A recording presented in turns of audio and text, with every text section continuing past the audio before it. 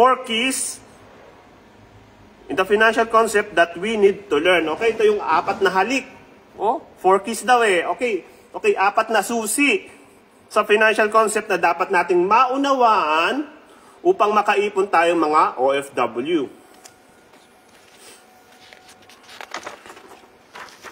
Okay, kamusta naman kayo ng ex mo? O yan, yung mga ex dyan na hindi pa nagbabayad ng utang, magbayad na kayo. At yung mga tao naman na may pautang, maningil. Nang sa ganun, hindi tayo nakaka-contribute sa community natin ng mga taong may Alzheimer's disease. Okay. X-curve concept. Okay, kamusta na yung ex mo? Doon sa X-curve concept na to, dito mo malalaman kung ano yung dapat gawin mo sa buhay para makaipon ka. Okay? Line of responsibility.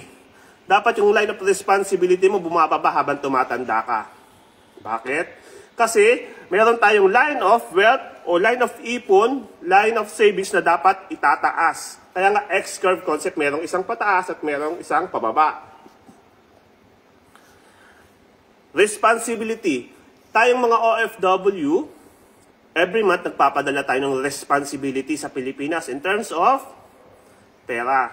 Pero ito, pagbulay-bulayan mo at pag-isipan, every time na magpapadala ka ng papel, hihingi ka ng papel, nagagalit sila. Ano yon? Papel is pera. Resibo is papel din. Papel yung pinadala mo, papel din yung hihingin mo. Ayaw nila, nagagalit sila. Bakit? Kasi nga yun, line of responsibility. Hindi mo sila sinasabihan na responsibilidad nila yun. Okay? Kung hahayaan mo na hindi ipaunawa sa kanila yung responsibilidad na yon, yun talaga magiging gatasan kanila. Doon talaga papasok yung tinatawag natin na breadwinner. Bakit? Kasi nagpagamit ka eh. Dapat tulungan. Pamilya nga eh. Ang pamilya nagtutulungan, hindi yung nagpapahirapan. Hindi yung kapag may pera ka, kapatid kita. Kapag wala kang pera, hindi na kita kapatid. Hindi ganon. Okay? So, control your emotion para makaipon mga kabayan. Line of responsibility, dapat ibaba mo yan. Huwag kang bigay ng pera. Bigyan mo sila ng negosyo. O kung may pinapaaral ka man, makipag-usap ka. Okay? Huwag kang tutulong kapag hindi ka naman hinihinga ng tulong. Okay? Doon sa mga kamag-anak mo, sa mga pamangkin mo, sa mga kamag-anak mo. Okay, wala tayong pinaparinggan dyan, pero alam ko, kabayan, merong tatamaan at tatamaan dito, umilag ka na lang. So, hindi naman natin pinatatamaan ng derechahan, pero ito talaga, pinapaaral mo yung kamag-anak mo kasi gusto mong tumulong. Pero ito darating ang panahon na ikaw pa ang mapapahamak. Bakit? Kasi hindi ka nakipag-negotiate o hindi ka nakipag-kontrata doon sa taong pang tinutulungan mo. Kapag pamangkin mo yan, kamag-anak mo yan, anak mo man yan, kapatid mo man yan na pinapaaral mo, makipag-kontrata ka, okay, makipag-negotiate ka. Kasi sa panahon ngayon, wala nang libre eh.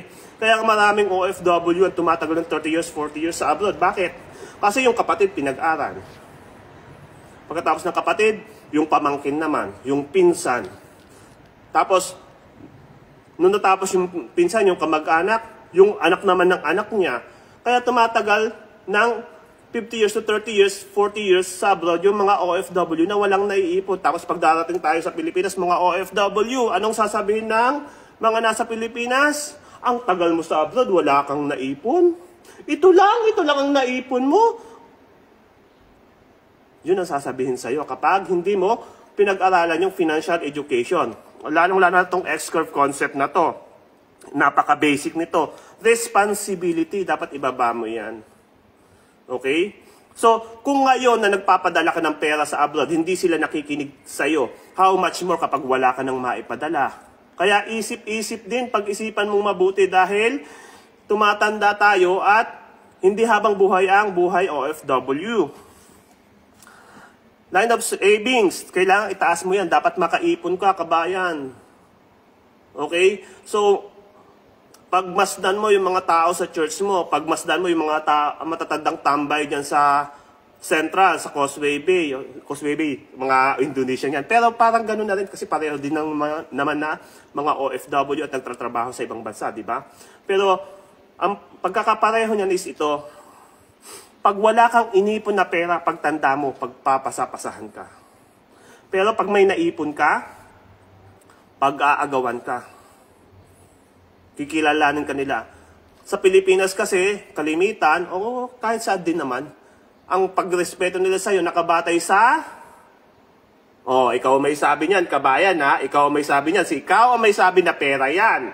Pero parang gano'n na nga, no? Although hindi naman napaka-importante ng pera, pero lahat ng bagay na importante sa'yo at nagmamahal sa'yo, na-impluwensyahan ng ikaw na naman ang may sabi niyan, kabayan. So, dapat mag-ipon ka. Mahalin mo yung sarili mo.